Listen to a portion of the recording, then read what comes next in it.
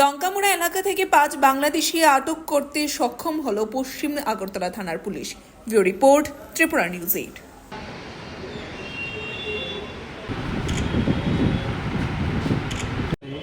সন্ধ্যার সময় একটা স্পেশাল ইনফরমেশনের ভিত্তিতে লঙ্কামোড়ার বিএসএফ 5 জন লোককে আটক করে জিজ্ঞাসাবাদে জানতে পারা যায় তারা 5 জনই বাংলাদেশি।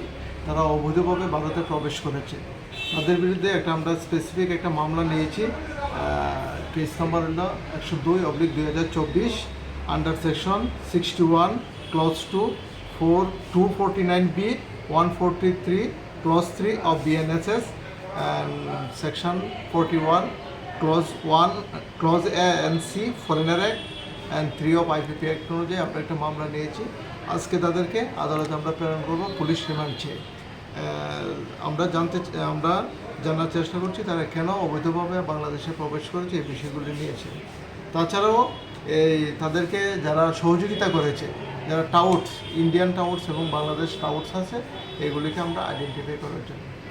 তারা কি কারণে এসেছে, কিভাবে এসেছে, কিছু তারা অবৈধভাবে কাঁটাতার ক্রস করে আমাদের ভারতে প্রবেশ করেছে বেআইনিভাবে।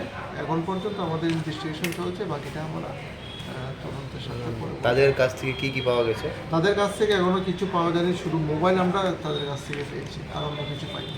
তারা বাংলাদেশের কোন জায়গায়? তারা বাংলাদেশের চাপাই নবাবগঞ্জ এলাকায়। নামগুলো তারা 5 জনের নাম হলো সুহেল রানা, নুরমান আলী, হামিম আলী, লিটন আলী আর সেলিম রিয়াজ। তারা 5 জনেই চাপাই নবাবগঞ্জ, রাজশাহী, বাংলাদেশের।